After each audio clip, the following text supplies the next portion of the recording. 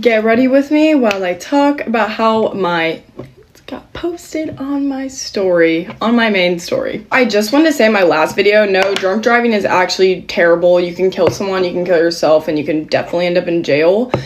I obviously worded it wrong, and I meant to say don't be dumb, be smart when you're underage drinking. Drunk driving, never drunk drive, period. It was sophomore year of high school. I lived with my dad, and my stepmom is a teacher at the high school. And she's a very strict teacher. She's an English teacher, and she was a very strict stepmom too. My dad's house was strict in general. I started dating this guy, and I posted him, and it was kind of like the coming out post, like the hard launch. And then obviously someone was mad about that. I had to put my phone up at night because my parents were very strict. So I had to put it up in the laundry room, and couldn't have it after like 9 p.m. I'm just going to sleep on a regular Wednesday night. My phone's up, don't have it or anything. And my stepbrother comes into my room and says, "Your nudes are posted all over your story." My stepbrother. Well, obviously I asked him how, and it's on my old Snap, the one I had when I was a freshman in high school, 8th grade freshman in high school I had it, and they had somehow hacked into it and posted it. I then asked him to show me, but I said, "Don't look at it, please don't look at it." Like, obviously, please don't look at it, that's embarrassing, my stepbrother. And then he goes, "Oh, like, Carm, it's already all in the basketball group chat, like, that's how I found out." I said, Oh. I'm like, "Okay, just don't look at him again, just turn your phone around and just click." He turns his phone around and proceeds to just keep clicking, and I drop to the floor. I feel like I'm literally dying. I feel like my life is over. I hope you guys can relate to both. So I go and get my phone out of the laundry room after I gather myself together, and my phone won't even like power on. Like, I can't even unlock it because of how many calls and texts I'm getting from friends, parents, friends, my mom's ex-boyfriends. Yeah. Stay up on my phone, I can't figure out who did it. Everyone's blowing up my phone, and I can't do anything about it because it's on my old Snapchat.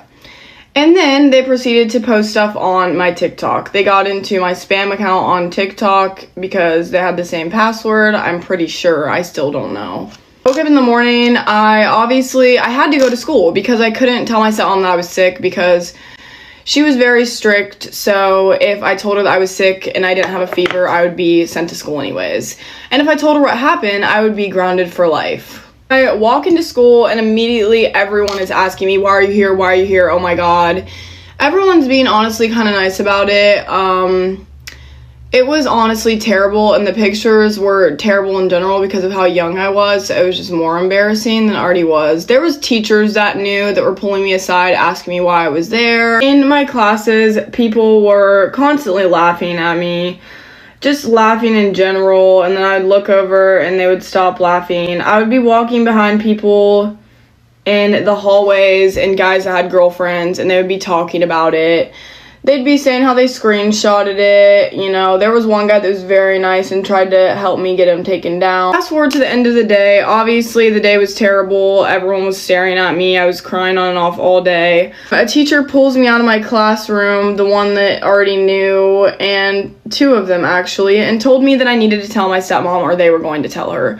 And the other people have already said they were going to tell her because they were worried about myself. Go ahead and tell her, and we pull her out of class, and she starts getting mad at me, saying that this is so terrible, and everyone that looks at this is it's a felony, and I committed a felony, and I could get in so much trouble for this, and I should feel so bad about myself. Yeah, it was bad. So that made me feel a lot better, obviously. Get home, and we have to tell my dad, which apparently someone also ended up showing my stepmom the pictures of me, which I don't know why that was necessary. They proceed to ask to go through my phone to make sure there's no more. And they go through my home eyes only, and they find videos of me vaping, videos of me smoking, videos of me drinking. Actually, surprisingly, never ended up getting in trouble.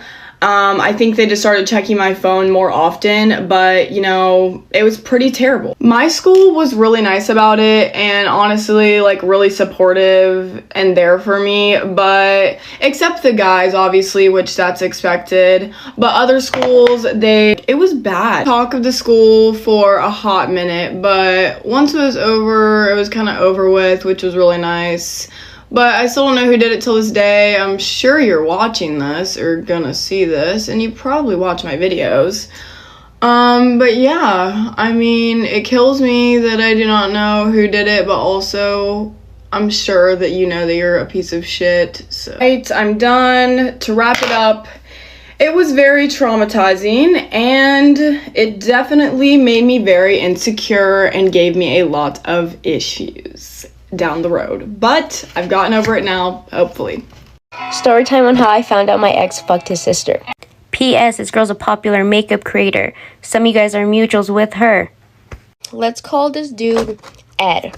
Me and Ed dated for about a year, and during that whole relationship, I was literally tortured, manipulated, abused. It was so weird. This guy was like a weird anime guy, and if you don't know me in fucking real life, I'm short and I'm fucking skinny. He would call me fucking lolly, you know what I mean, those fucking weird little girls. So you already know how he was, and the whole relationship was toxic. I was trying so bad to get out, but also trying to get out without having him like himself, like, because he would try to do it for any fucking reason. I had to call his mom several times telling her, oh, he went out and popped this, he went out and did this, he went out and did this. So you already know what type of relationship that was. Been with him a year, broke up, I was freed. Okay, I'm free. Okay, so we broke up, and my dumbass literally leaps into a relationship like months after. Like, I get into another relationship after. And with this dude, like, whatever. It was whatever. I wasn't ready. I didn't really like him. I cheated on him with my ex that abused me. Like, not cheated, but this guy, like, there's no excuse, but I just hung out with my ex while I was currently dating someone else. I let him know I broke it up, and I was like, sorry, I'm just not ready to be in a relationship, blah, blah, blah. Like, I obviously don't like you. Like, this ain't for me, whatever. That is another story time. Like, trust me, like, oh my God. To get back at me, dude I'm dating, or just cheated on, he goes and tries to get with my ex's sister. Let's call the sister Y, because why the hell did you get involved in something that doesn't involve you? But anyways, maybe it does, because maybe it does because of this next statement. But yeah, the ex I cheated on, I forgot the nickname I made for him, but whatever. He comes and tells me, like, dude, I'm sorry. I'm sorry for how I reacted. I'm sorry for this and that. Like, I didn't really know what you were going through with him. Like, I didn't really know he was that bad of a person. And I'm like, well, yeah, like, I told you, damn, it looks scary. I was like, well, yeah, I told you everything. Like, yeah, he's that bad of a person.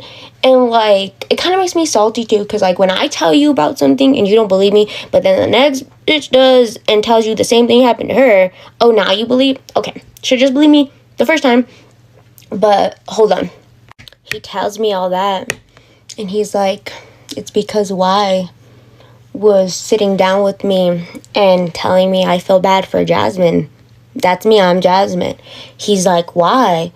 And the sister is like, well, because their whole relationship, he was doing stuff with me. Yeah.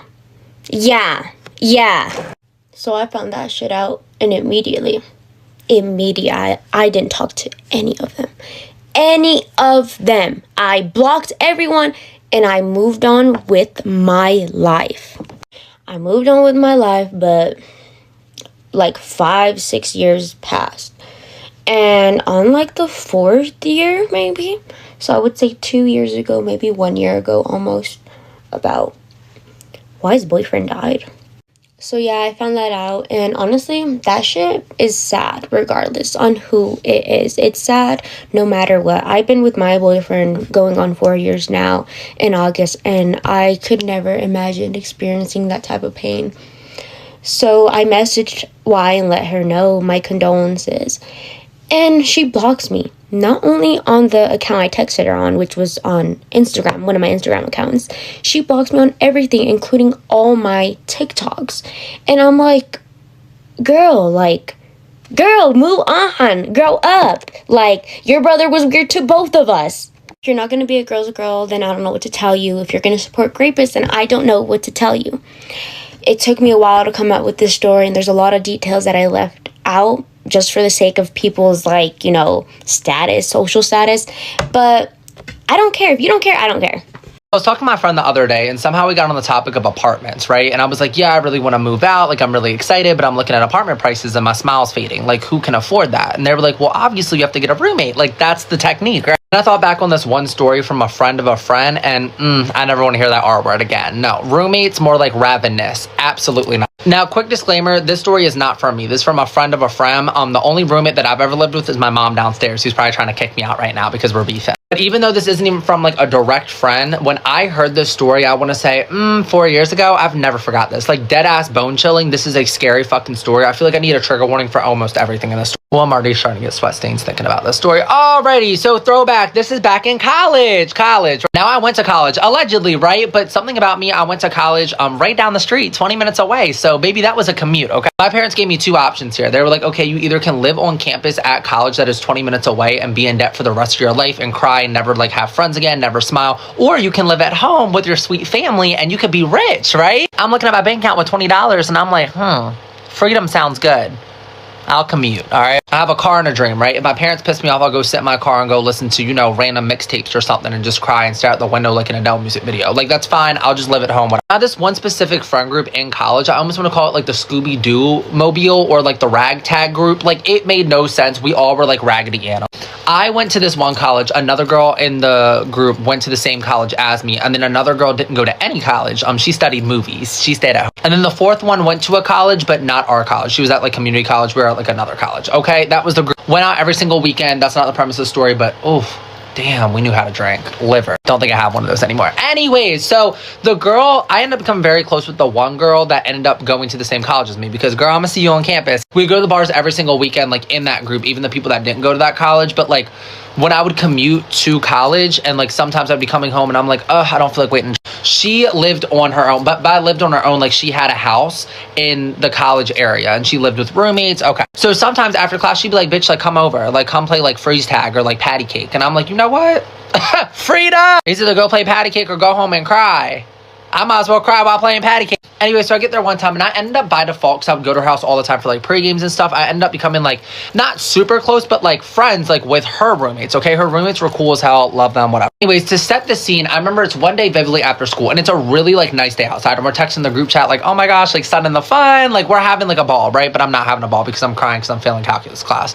Anyways, we're texting our group chat and the one girl, I gotta give these people, I'm gonna call her college twin for right now because we went to the same college. Okay, so college twin proceeds to text and she was like, hey, like, do you want to come over? Like, it's nice outside. We can sit outside and like eat sandwiches. That seems wholesome. Anyways, I literally get in my car in the school parking garage. I blink, I'm outside of her house, right? Who's ready to rumble? Who's ready to rumble? And I'm walking inside. I'm like, hey, y'all, make some noise for me. Keep my, like, the room.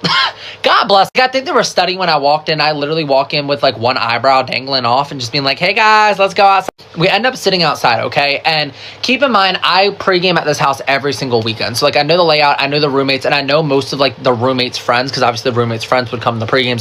So we're outside, like, talking, and she's like, oh, my gosh, I need to tell you, like, what the fuck happened. Like, she's basically talking to, like, college twin, my close friend, right? And she's like, oh, my gosh, I forgot to tell you what happened with, let's call her Flip-Flop, because I'm making intense eye contact with Flip-Flops. Okay, so her name's Flip-Flop. I've met Flip-Flop before. She's really sweet. I probably met her, like, 2 times, like, at pre-games. I don't think she didn't go to the college. She was, like, a little bit older. I think she graduated, like, that year or something. She was, like, in the real world, okay? So she was like, I forgot to tell you what happened with Flip-Flop. And I remember I met Flip-Flop maybe, like, once or twice. And I was like, and she was like, oh, no, Dylan, I gotta tell you what the fuck happened, too. This shit's insane. All right, for now, we're gonna, like, switch the story up. Now this is, like, their rendition of what the fuck. So Flip-Flop, once again, I want to say we're at this age maybe 21. 21, like gonna be 22 soon, okay? And she's like, I gotta tell you what happened flip-flop. Let's say 20, like flip-flop is 23, okay? Flip-flop at this point, I wanna say is like 23. She graduated college, or maybe didn't graduate college. I don't know. She was in the real world. She was exploring around, okay? And at this point, she was like, you know, in the real world, career, whatever. She had this one job. I forget what the job was, but it was like a more like executive, like not executive, but like it was like an office job. So she starts her job, right? And I'm pretty sure she got her job like normally off like LinkedIn or something like that. She gets the job. She's going to it. She like soon becomes very close with like the bosses, right? The bosses love her. It's like, it's not like a corporate job, but it's like an office job, but also kind of like a family like vibe. I don't know. Everyone's kind of like interconnected. Don't ask me. I have an office job right now and everyone kind of acts like a family.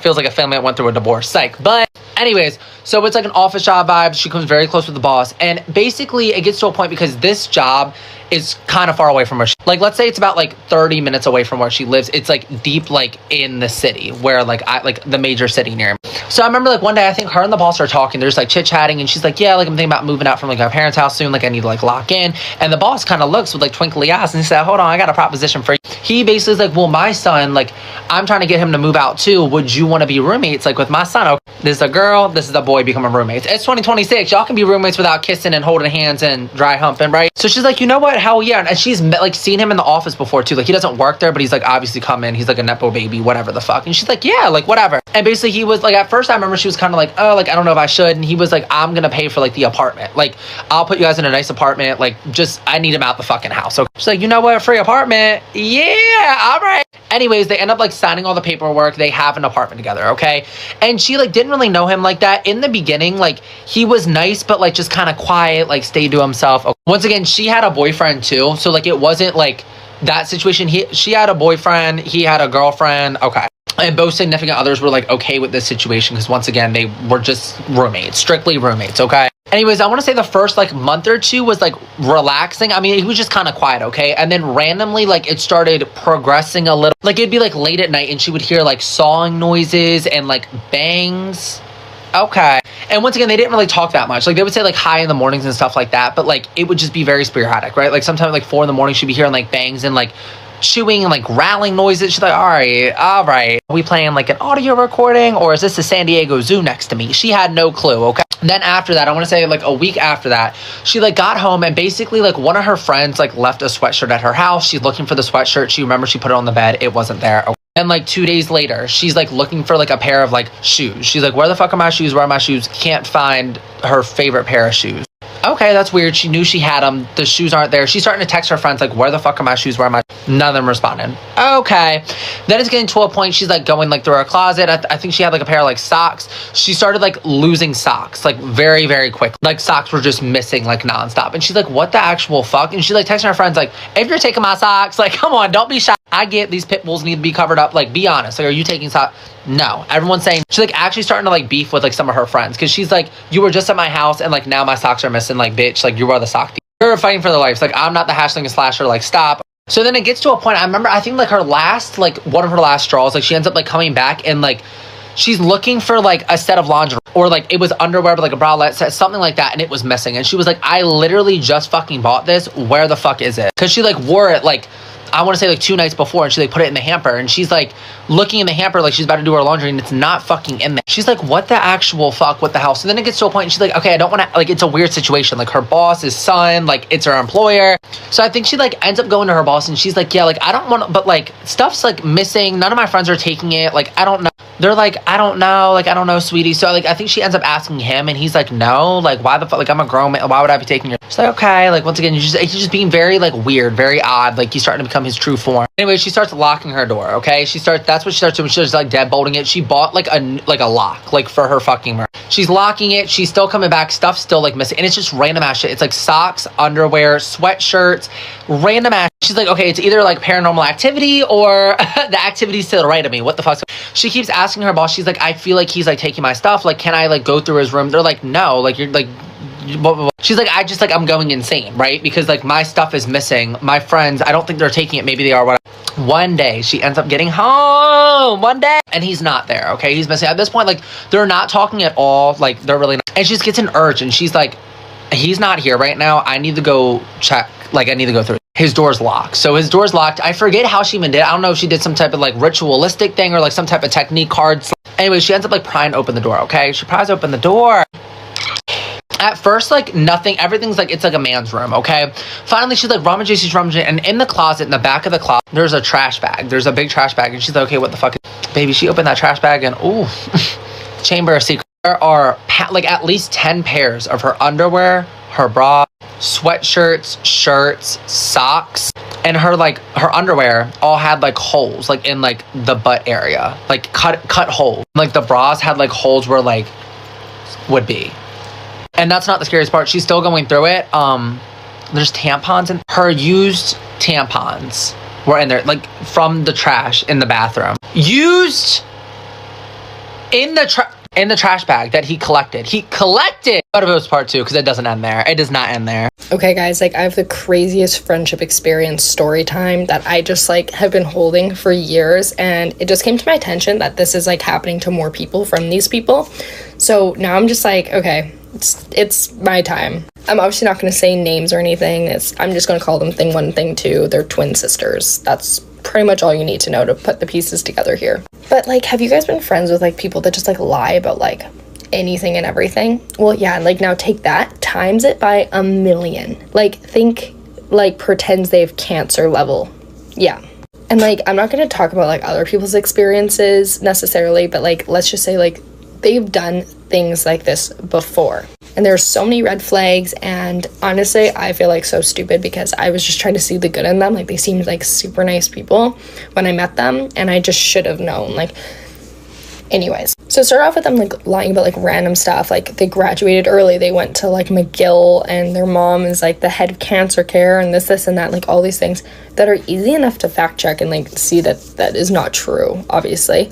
But this is where it really happened and became, like, personal and actually affected me emotionally.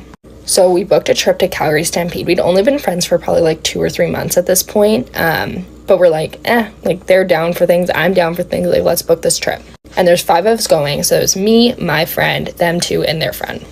And, like, the hard part about it is because, like, unless you experienced it personally, like, you will never understand this truly. But now that I know other people have experienced it, like, firsthand, it, like, makes me feel like I can actually share this and not feel, like, crazy.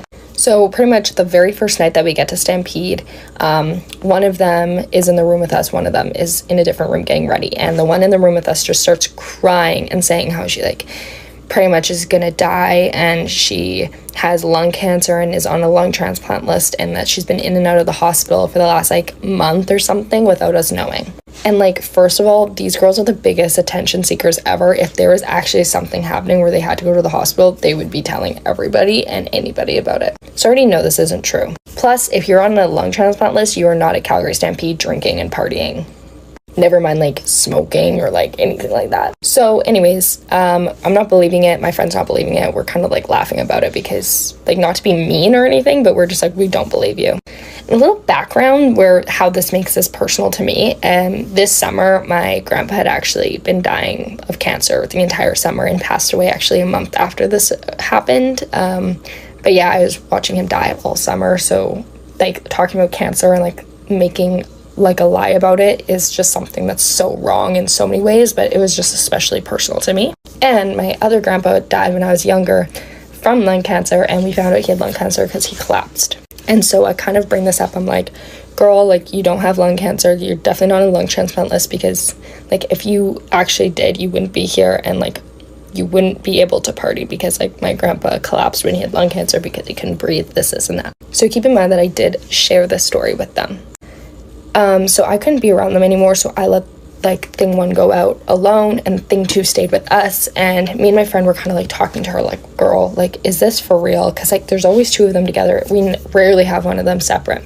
And she's kind of, like, telling us, like, yeah, she, like, kind of lies a lot, and, like, she is, like, kind of a problem, and she, like, hurts a lot of our friendship. And so her own sister is telling us, like, this girl does lie, like, and I just get dragged into it. And then later that night, we get a call from the friend that went with thing 1, and is like, guys, you have to come to the staircase right now. There's, like, an emergency. We run into the staircase, and there is thing 1 laid out, passed out in the stairwell, pretending that she's unconscious. And I asked the friend, like, how much did she have to drink? Because, like, that was, like, where my mind went first was like, oh, maybe she drank too much, and this was like whatever. But she was like, she didn't really drink much. So I'm like, okay, like maybe she got roofied or something. So regardless, I was like, we're gonna call 911. Okay, so I'm like, boop boop, okay, I'm calling. And then she like magically awakens and it's like, oh, I'm alive. Super dramatic, may I add. And she's like, my lung, like I need my medicine. And her sister goes and grabs the bronchitis puffer that they had from when they had bronchitis like a week earlier, that they were still both having, like they were both coughing like weird, which they were trying to play it off as like the lung cancer, but it was because they have bronchitis. Anyways, so then I like put all of the pieces together, and I was like, oh my god, she's trying to pretend like to pass out to try and make this more believable, that like, because this is what happened to my grandpa when he found out he had lung cancer. And that's when I was like, these people are evil. Okay, well, safe to say I was not friends with them after that experience, and they kind of apologized after for other things, but not for that specific thing. But yeah, the rest of Stampede was horrible. It was just not good. To this day, it was like the biggest waste of my money and time that I've ever had in my life. But whatever. So I got back home and I wrote out this entire notes thing, which I'm sure I could probably find somewhere still. It had all the receipts of like everything, all their lies, everything they've ever said, like everything. And at the end, because I was like, okay, I honestly think that someone should just tell them these things, because if I was this psychotic and delusional, I would want someone to just tell me. And at the very end, I said, if I hear anything about me come out of your mouths, I will make sure this was like spread around. Like people will hear about this. And the only reason I said that is because every close friend they've ever had in the past, they have spread the craziest, weirdest, like actually horrible lies about, like very controversial, which I'm not going to get into. And like that, I respect those people a lot because they really went through it. And obviously all that part of it was taken out if I were to share it with anybody. But whatever, I sent it to them, never heard anything back again. Honestly, never really saw them again. A week later, I hear, oh, actually, we stopped being friends with her because she just got super jealous of us at Stampede because we're getting all the male attention over her. And I just like couldn't help but laugh, because I was like, you couldn't have thought of anything else, like anything like maybe believable. So after that, I was like, you know what, screw it. And I like made a private story with a bunch of like my close girlfriends, and I was like, here you go guys, eat this up. And honestly, it was like a PSA to like my close friends, like do not fall for this trap of a friendship because it's not worth it. Well, last weekend, it's been like years and I'm like completely over it now. But these two people came up and they're like, hey, so you're friends with the twins, right? And I was like, I haven't heard this in forever. But I was like, yeah, actually I was. They're like, well, you wouldn't believe what happened to us. And I was like, baby girl, let me believe you. I like whatever you say, I already believe you. And almost word for word, what they did to me, they did to them, including like pretending cancer. Like, I don't think they had it this time, but like their mom did or something. Just bizarre, like crazy. So needless to say, we're gonna start like a little trauma support group over this, because seriously, like this is nuts. But yeah, if this also happened to you, like let's all be friends and let's get drinks and talk about this, because what the heck. Anyways, peace and love, guys. That's just like, I can't believe I'm bringing this up after all this time. But like I actually just like, I think it's the funniest thing. They've not learned their lesson at all. So whatever. Bye. Part 2 on why we'll never have a roommate. Where we left off, we have Flip-Flop, the main character in this horror film, right? Sinister 12,140,000. Flip-Flop's missing all of her clothes 24/7. She's doing an investigation. She's interviewing her friends. She's beefing out with her friends. Like, I know you took my favorite sock. And they're like, bitch, get somebody else to do it. Like, no. Anyways, her roommate, that's her boss's son, who's been a little out of control, you know, banging around late at night, whatever. She just went into his room when he's not there, and there's a trash bag, a little collection of everything she's ever fucking owned. And like, I'm like trying to think back on it, like it wasn't just clothing materials too, like it was other like weird ass, like there was like a picture frame that was like missing from her room with like her and her best friend, like that was in the fucking pot, like oh, it was just a cauldron that the police need to handle. 911 cauldron, because what the her like one of her pillowcases was in there too, and like the most important part, like used and like that she disposed of, that one man's trash is another man's treasure. Sir, one man's trash is another man's knuckle sandwich, because I'm telling you right now, bitch, it'd be a fucking slam. Anyways, So she's looking at that and she's like fucking more, like she's about to throw up. She's so fucking scared because once again, imagine she's been living with him. I think at this point it's been like 6 months. 6 months. Like there's stuff in there that she didn't even know she was missing type of shit. Like it was just like, she was like, what the actual, she's nauseous, she's scared. And like, she's also afraid, like if he comes home and he sees that she found, like what the fuck's gonna happen? And there's so many thoughts through her head because she's like, how the fuck? He has a long-term girlfriend too, keep in mind. A long-term fucking girlfriend. So it's like, did the girlfriend, does she not know about this hobby? Or like, is she in it? And like, she's like taking a cut of like the socks with holes in it. Like what kind of like trade's going on? She ends up like leaving it there. Because keep in mind, like a lot of it's destroyed too. Like it's like cut up. Like you can't wear it anymore. It's expensive. Like Victoria's Secret, bitch. Come on. She ends up literally sprinting out of the apartment. Like she sprints out of the apartment. She ends up calling her boyfriend. She's freaking the fuck out, like hyperventilating. Like, I don't know what the fuck to do. You remember that? You remember that lingerie set you want me to wear? Yeah. It's in his pantry. Cut up, right? Boyfriend's obviously like, what the fuck? Like, it's just not safe to live there. It's not safe to live there. Like, you need to like contact his parents. Keep in mind, he's the same age, like, he's like 23, 24. Grown man, right? Grown Dateline episode. Anyways, she ends up calling the boss, right? She's like, hey, boss. And he's like, oh, are you like calling out tomorrow? And she's like, no, like I'm probably going to call out permanently. I'm calling out from this apartment. This is what your son's been doing. They explain it all to them. They're like, oh my gosh, like, I'm so sorry. Like, we're so disappointed. Like, he really needs help. They're like, okay, like, we're going to reach out to him. And she's like, well, I don't like know what to do because all my shit's in there. Like, I'm afraid if you alert him, like, I don't know.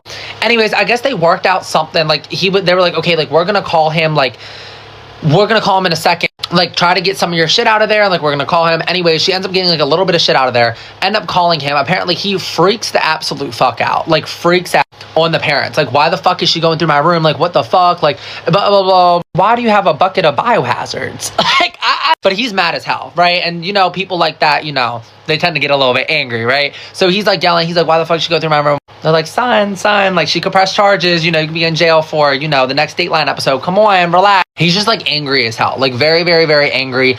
She leaves the apartment at this point. I guess he ends up like coming back to the, keep in mind, she needs somewhere to stay because she already moved out of her family's house. She's got her stuff there. It's like a situation. She basically asked the boss, she's like, is there any way like you could like take his key, like so he can't come in, like so I can stay here like until I get my shit out. Basically they're like, yeah, like we're gonna take the key, but like he might have like a spare key. Like it was like a weird ass situation. She's like, okay, well I need to go to the apartment. I need to get my stuff out, or like he needs to like be sent somewhere. Like something needs to fucking, I think she stayed away from the apartment for like 2 days and then confirmed that he like wasn't there, like he was somewhere else, like reach out to the boss or something along the lines of that. She ended up coming back to the apartment round 2 to like I guess grab more of her stuff. Like she's just feeling unsafe as fuck at this point, like really unsafe. But then again, like she doesn't really have much to go. Like yes, she has family that lives like 30 minutes away, but like she already moved out. Like she didn't want to go back to her parents. So I think she ended up like staying for like another like 2 weeks or so, which is fucking beyond me, girl.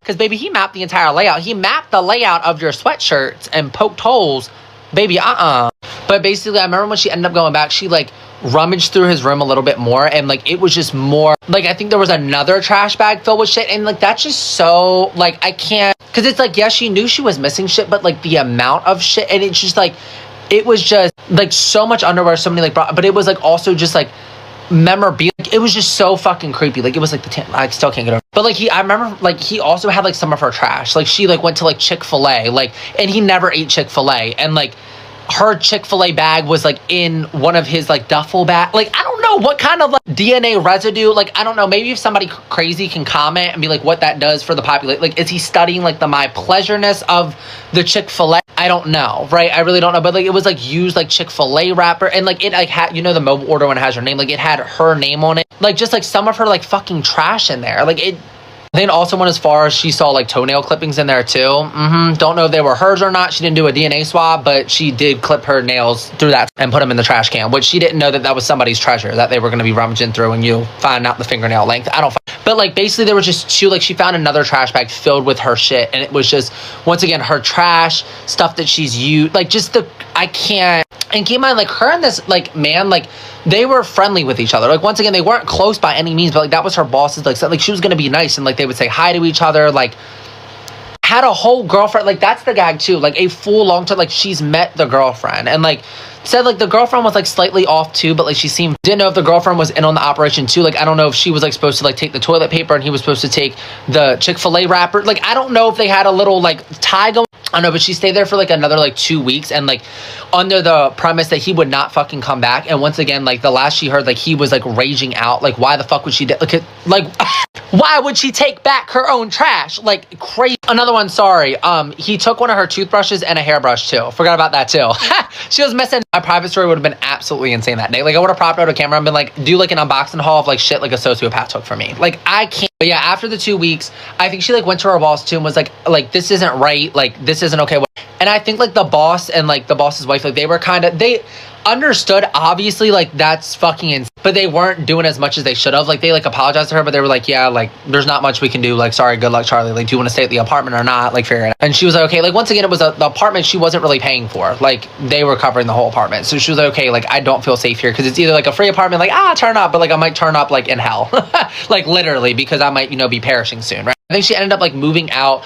I think she ended up leaving the job too because once again, like the boss like wasn't really taking her that serious. Like they were like, yeah, whatever, but like he was denying it like shit to like the parents, and she was like, this is the proof, and like sent pictures and everything, and they were just like, like you snooze, you lose, like you had a free apartment and like there's a pool outside, like figure it out. Also another story that I think I remember, I think there was like scrap pieces of paper too of like him writing hieroglyphics. I think that added to the case too. She wasn't able to identify what the hieroglyphics, but I think she was going to become a hieroglyphic because she stayed there longer. So I'm glad she got out of there. But after hearing that story, baby, the only roommates that I want are dust bunnies. That's what I fucking want. The ones in my fridge because I got no food in there. I'll keep those roommates. My roommate can be my carpet, my closet, and my kitchen, right? Like those are my roommates. That's all I will fucking. It's just so, and it's just like, even I've heard stories of like people that people know, like they're like close friends and like they turn out to be fucking weird. Like it's too scary to me. I'm not risking it. And like this story especially is just so fucking scary because it's like, okay, like obviously it was a weirder like a situation that doesn't normally happen, but I feel like once again it is common for people to live with people they don't really know. There's like Craigslist,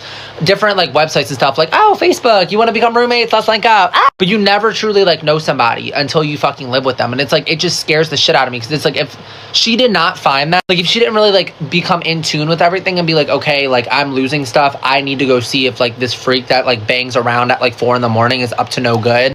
And she ended up walking into the fucking room and there's just trash bags of her wrapper. Like I still can't get, I'm sorry, I still can't get over. But yeah, friend of a friend, if you're seeing this, girl, I hope you're doing okay right now. I have not spoken to you. I haven't even talked to like the roommate in a while. You guys are the reason why I'm going to be spending a pretty penny when I move out, because my roommate's going to be my comforter. I will not live in fear of my own motherfucking like I will not walk to my kitchen and potentially be unalived while trying to make a frozen lean cuisine. Like it's just not gonna fucking happen. And it's just so scary to think back on, like, because once again, I'm just retelling this story, but like if she never found any of that, like that's the progression there. Like if she never found that, like what was gonna be the next step? Like makes me sick. But yeah, if anybody has any comments or concerns, or people that specializes in scary studies and knows what this possibly could have meant, like what he was doing, like I'm still like, I get like people just are stuck, but it's like the use in like stealing her clothes, and I get, okay, maybe you're playing dress to impress in your room, not cool at all, like that's, but like you're cutting holes in certain areas.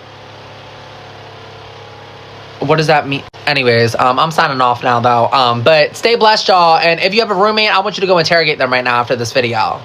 I'm not playing. And make sure you have your toothbrush and your hairbrush. It could be seized. Okay, here's part 2 to the time my dad and stepmom canceled my and my little brother's flights home from Utah to Washington. So, younger stepsister and her boyfriend show up because they heard that, like, their mom, like, kicked us out of the house and screaming, and dad's going to the ER, blah, blah, blah.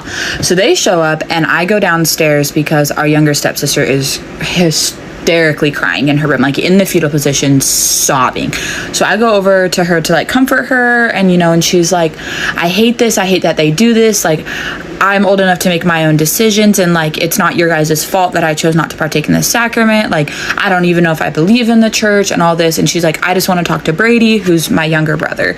And I was like, okay, let me go get him. So I go and get Brady, and he's like hugging her and like telling her it's okay, like it's not her fault. And then our stepmom's mom comes in the room and shoves my brother out of the way and is like, move, don't talk to her.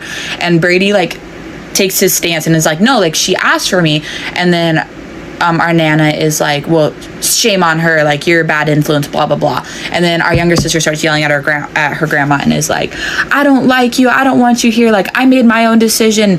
And Nana's like, you only made the decision because they're here, and if they weren't here, like you would have partaken in the sacrament and blah. Like it was a huge mess. So younger stepsister and her boyfriend show up, and she's screaming at our grandma and is like, get the F away from her, like, I'm gonna call the cops on you, like, you're abusing her, you're brainwashing her, like, yada yada yada. So then Nana goes upstairs and calls our stepmom while she's at the hospital with our dad and tells her who knows what. Next thing we know, the cops are showing up. So I call my older sister who lives in Salt Lake, which is like 2 hours away. So I call her and I'm like, I don't know what to do. Like, our cousin's on the way to pick us up. Like, we don't know what to do. Nana's screaming. Dad's in the emergency room because he thinks he's having a heart attack. The cops are here. And she's like, oh my gosh, like, I'm at work. Let me see what I can do. So she like gets it approved to like get off work, and she drives down to come pick us up, but she's 2 hours away. So the cops show up, and the cops are like interviewing everyone. They interview our Nana, and like she just lies through her mouth, and like so bad. And then like the officer talks to my brother, talks to me, talks to the kids, and he talks to me and he was like, so she's kicking you out of the house because you didn't partake in the sacrament. And we're like, yes, exactly. And he's like, oh my gosh, like, this is ridiculous. Like, what better thing do I have to do in Utah on a Sunday, you know? So he's like, unfortunately, like, it is her home. Like, you guys do have to leave. And we're like, no problem. Like, we're gathering our things. Our cousin's on the way. He'll be here in like 10 minutes. Our cousin and uncle show up, and all these cops are here. Like, it looks like a freaking like crime scene. Like, it was so bad. So we like get all of our stuff. We load it in the car. We leave with our cousin. We go to their house, and like our grandma from our mom's side like lives over there, and our aunt, uncle, and our cousins. So like we go and talk to our grandma, who's also LDS and like practices their religion, and we talk to her, and she's like, no, like, you guys are in the right. Like, you know you're unworthy to take the sacrament, so like you are being respectful. Like, you know, that's not how religion works. Like, you're there to support, you know, your little brother. Like, that's what you should have done. And we're like, exactly. So my sister shows up, and like we're all upset and like yada yada. We get in our sister's car and we leave, and we go up to her house, and our flight is supposed to leave in 2 days. So we're in Salt Lake, or near Salt Lake, and we're supposed to come back to Washington in 2 days. So we're just like hanging out with our older sister, like her friends come over, we're having a good time, whatever. It's the night before we're supposed to leave, and I'm like freaking out. I'm like, I just know they're gonna do something. I know they're gonna do something. So when you fly, like, you can check in 24 hours early. So I go to check us in, and it says our flight has been canceled. And I'm like, are you serious? Like, what is this benefiting? What is this benefiting by canceling our tickets and leaving us stranded in Utah? Like, who is this benefiting? So I'm freaking out. I call my mom, who's back here in Washington, and I'm crying. I'm like, I don't know what to do. And it's like 11 p.m. at this point, and I'm like, what do we do? Like, I'm so upset, like, I don't know what to do. And she's like, give me the phone number for the airline and give me your flight information. I'll call them. And one thing about my mom is she will get to the bottom of it. So I give her the phone number, she calls, and she like got it in the system so that like only she like was able to fix it so the flight wasn't canceled, and made it so that only my little brother and I could like change or alter the tickets. And it's like 2:00 in the morning at this point. Like, she was on hold for a very long time. So I go to sleep, and our uncle, who is our stepmom's brother, who also got disowned from the family for beliefs and whatever, does not like her, is taking us to the airport the next morning. So he comes, picks us up, we're driving to the airport, everything seems fine. The airline did switch us from one flight to a different flight so that like they couldn't change anything. We get to the airport, we get through security just fine. We get to our gate, we go to scan our ticket to get on the airplane to come home. Flight's been canceled. And I'm like, what the actual heck? Like, why? And so I call my mom again. I'm like, they were able to cancel. Like, I don't know what happened. And like, now my mom's pissed. So I'm talking to like the flight attendant, and I'm like, I don't know what to do. Like, this is their situation. She's like, I'm sorry, but like, the flight's been canceled. It's in your stepmom's name. And I explained to her, like, we called, we told them, like, they told us that only my little brother and I could change the tickets. Like, what do we do? And she's like, I'm sorry, there's like, buy a new flight to go home. And we're like, really awesome. So mind you, like, I have work the next day. My brother has to like go do paperwork to go to basic training. Like, we have lives. And so we're like, what do we do? And like, my brother and I didn't have the money to buy plane tickets, especially leaving like that day or the next day. Like, we did not have the money for that. So we're like, what do we do? And like, one of my mom's friends bought us tickets to come home. But my mom was like texting my dad and was like, like, what is the point of this? Why are you doing this? Like, it's not benefiting anybody. Like, you're a piece of crap and all this. And he was like, well, like, they need to learn from their own consequences that, like, stuff like this happens. And my mom's like, no, like, you don't cancel your children's plane tickets because they don't believe in the same religion you believe in. Like, right?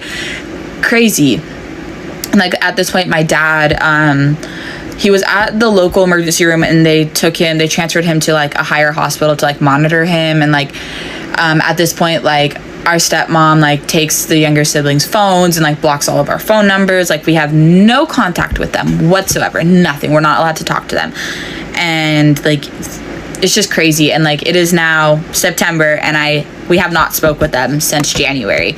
And, like, my dad, after we got home, he, like, emailed us through his work email and was like, I'm really sorry, guys, like, I didn't know what to do and yada yada, like, get this app. It was like Google Chat or something. He's like, get this app, and so that we can still talk, so that your stepmom doesn't know that, like, I'm talking to you. And my siblings and I, my older sister, my younger brother, were like, no, like, we're not playing this game. Like, you should have put your foot down and said no, but you let your wife walk all over you, and, like, that's not cool. You don't do that to your kids. Like, my mom's friend spent over, like, $1,100 to get us home. Like, I'm not talking to you. Like, you can apologize to me, and then I'll decide if I want to communicate with you, but, like, I'm not playing this game. It was so stupid. So yeah, that's the story of the time when my stepmom and dad canceled our plane tickets home, and we still haven't spoke to them since January, and it is now September.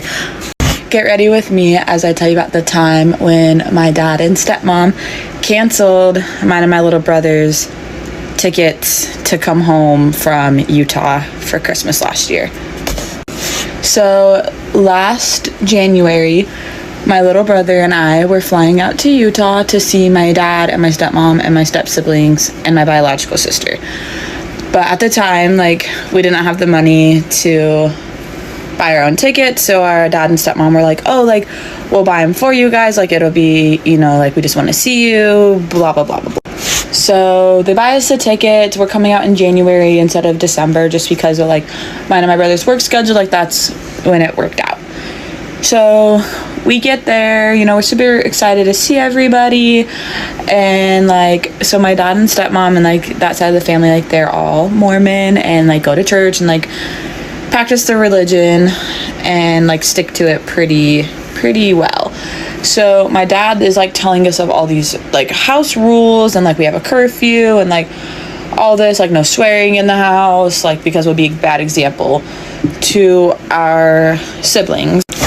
I forgot to mention that another reason why we were coming out at this time was because my youngest brother was getting ordained, like, to the priesthood, like, so, like, that was a big deal. And, like, our stepmom was like, oh, it would be so nice if you guys could come for this. And we're like, okay, whatever, like, we'll come, like, we'll go, but, like, me and my little brother and my older sister were like, we don't, like, practice the religion anymore. Like, we'll still go and support our little brother, but, like, we're not going to partake in the sacrament. Like, we are not worthy of that. And we tell this to our dad, and our dad's like, whatever, like, just come, like, it'll just make everybody happy, blah blah blah blah blah. So we go, it's time to get ready for church, and, like, we didn't really bring church clothes because we don't go to church. And so my sister, my older sister, is, like, wearing, I'm pretty sure she's wearing, like, probably, like, leggings or jeans and a sweatshirt. I'm wearing jeans and a nice top because, like, we don't go to church, so we, like, don't, you know, have, like, church clothes. So it's, like, this huge deal. My stepmom's throwing a fit that, like, we're not wearing church clothes, and we're like, well, like, we don't go to church, like, we told our dad. And she was like, whatever. So we get to church, and we're sitting on, like, the little, like, the bench. So it's my older brother, or my younger brother, me, our stepsister, who's 13, I think, my older sister, and then I think, like, my younger brother, my stepmom, my dad, and my stepmom's mom on this bench. And, you know, we sit through sacrament, and it comes to the time where they're, like, passing, like, the bread and the water, and my brother, like, is on the end of the bench, or the pew, I think they're called.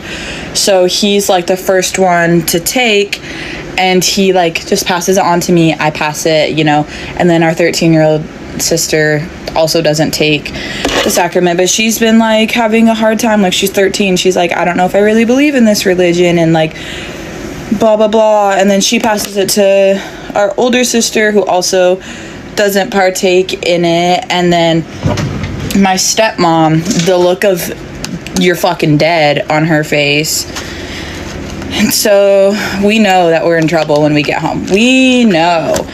Oh, and then I have another older stepsister, or younger, and she works graveyard. So her and her boyfriend were supposed to come to church, but like they got off work at like 6 a.m. or something, and church was at like 9 or 10, and so like they were tired, so they slept through their alarm.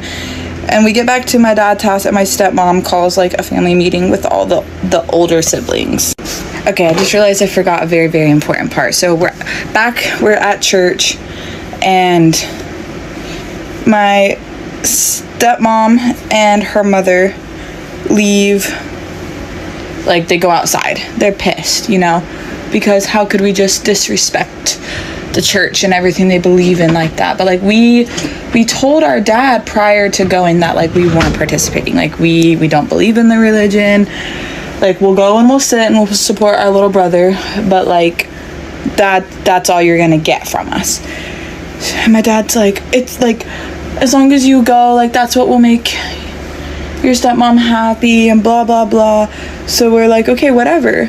So stepmom and her mom leave the chapel, and they go outside, and then they text our little sister, and they're like, come out to the car now. And we're like, shit, bro, like you're toast, you know. So she goes out to the car. She's out there for like 10-15 minutes. She comes back inside, and you can tell she'd been crying. Church is over now, you know, our little brother's been ordained to the priesthood, yada yada. We're about to go home, and my dad doesn't know where my stepmom's mom went. The bitch fucking, sorry, can I say that? She walked home because she was so upset that her grandchildren disrespected something that is so important to the family, and yada yada yada. So we're like, oh my gosh, like so dramatic. Like, it doesn't matter. Like, we told you that we told you that we weren't going to participate because this is, gosh, my hair is a wreck. Anyways, it's hair wash day. But we told them that like we're not going to participate because this is something that like we don't believe in. So we get home, stepmom calls all the big kids to a meeting, sends our 2 younger siblings downstairs. Other stepsister and her boyfriend are here at this point. She starts ripping into us of how disrespectful we were, and yada yada yada, and the little ones look up to us, and like if somebody was bullying them in school, like how would we want them to like react to it, and what would we want them to do? And my little brother's like, well, I'd tell them not to talk to them. And our stepmom was like, so I should tell your siblings not to talk to you?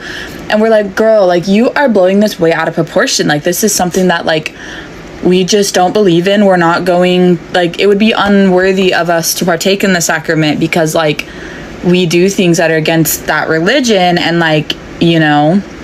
And then she starts going off of like, oh, then you were unholy by walking into the church and blah blah blah. And we're like, oh my gosh, like, lady. So my older sister recorded like the whole thing, and so the family meeting's finally over. We go to bed. My older sister leaves and drives home, and we did like, the next day, my dad comes into my room downstairs and is like, just go apologize to Nana, who's my stepmom's mom, and yada, yada, yada. I was like, no, I'm not going to apologize. Like, I did nothing wrong. Like, you know, like, she's being dramatic. Like, I'm not going to apologize for standing up for what I believe in, you know? And so it's a whole mess. And my little brother, he was in a few weeks going off to boot camp for the Navy, and he is very hard-headed. He will speak his truth. So we go upstairs because my dad and stepmom want to talk to my brother and I again, and we're like, just like let it go. Like it doesn't matter at this point. Like people's feelings are hurt, whatever, get over it. Like you're what, like 40 something, 50 years old, like let it go. Like we are your children. Like, so we go upstairs and my stepmom and my little brother are like screaming at each other, like so bad. And I remember like I don't even know what they were screaming about the church thing and how disrespectful and yada yada yada. And so my stepmom says something of like, you disrespecting the church like that would be the same as me showing up to your boot camp graduation and setting the American flag on fire. And my little brother's like, no, it's not. Like, girl, you're crazy. Like church and like, it's not comparable. And so then my stepmom starts screaming at my little brother to like get the F out of her house and that she won't stand this disrespect and blah, blah, blah. And like, I started crying because I hate screaming, like childhood trauma. So like I started crying, and then my stepmom's like, look what you're doing to your sister. Like you're making her cry because you're upsetting her. And I'm like, no, I'm mad because you won't let this go. Like literally just stop. It literally does not matter. And so my dad he's had a few heart attacks, and he like starts like having symptoms of a heart attack, and he's like, I need to go to the hospital. So I'm like, just go, like I'll stay here with the kids. And she's like, well, your brother needs to get the F out of my house, like I don't want him here when I come back, and yada yada. So I'm like, okay, like whatever. And thankfully my mom's side of the family lives in the town over, so we call our cousin. We're like, hey, can you please come pick us up, like it's bad, like we have to leave. And he's like, yeah, no problem, on my way, I'll be there in like 15 minutes. And while all this is going on, our younger stepsister and her boyfriend show up, and I'm gonna have to do a part 2 because this is where it gets crazy. Story time about the girl who asked my husband what it would take for him to forget that he was married to me right in front of me. Backstory, my husband is in a metalcore band called Within Me. The guys practice on Friday nights at the bass player's house. The bass player has a female friend that I have met on 2 occasions at previous shows. One of those shows, she was really intoxicated and not very nice. The second show, she was sober and like we didn't really talk much. So that is my only experience with this girl until a week ago on Friday at band practice. That one time at band camp, that one time at band practice. So to make this a little more interesting, the girl that is friends with the bass player is also married with a child to somebody else. She is not with the bass player, to be very clear. Her husband is actually the bass player's best friend. Oop! Anyway, the second we arrived, I knew she was wasted.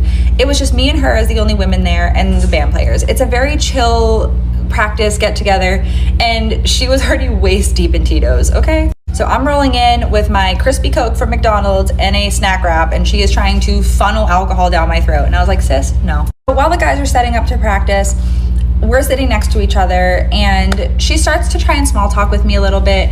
And I was like, okay, fine, like whatever.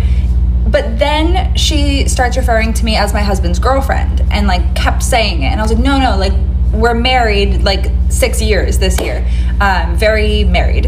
And she's like, well, I refuse to accept that. I didn't know that was an option. What do you mean you refuse to accept that? It was like the weirdest thing someone could have said. I was just like, okay, girl. As weird as that comment was, I just like wrote it off. And then she addresses my husband directly across the room. And she was like, Dylan, did you do your hair different? Like, I've never seen it like that before, and I really like it. Like, in that, like, drunk girl voice. And my husband's looking like, no, what? And she's like, I don't know, I really like it like that. I've never seen it like that. And he's like, I don't have a hat on today. Like, what? And I'm just looking at her like, yeah, he does look good, huh? Because I'm a little bit of a menace. Practice finishes, they run their set, we go upstairs, we're all hanging out in the kitchen, and like I said before, this is low-key, nobody's getting shwasted except for her, and we're all just talking. And then she comes over to me and does that thing that girls do where they just like hang on you like when they're drunk. They're like, oh my god, like you're my best friend. And it was at this point that she stops the room. It is just me and her as the only females and like the 4 other guys, okay? And she announces to the room that she has a question. And I was like, oh my god, okay, go off. And then she addresses my husband again across the room and goes, Dylan. Dylan, what would it take for you to forget that you're married? It actually took me a second to process it. I was like, I don't know if I laughed because I was like, was that real? Like, what?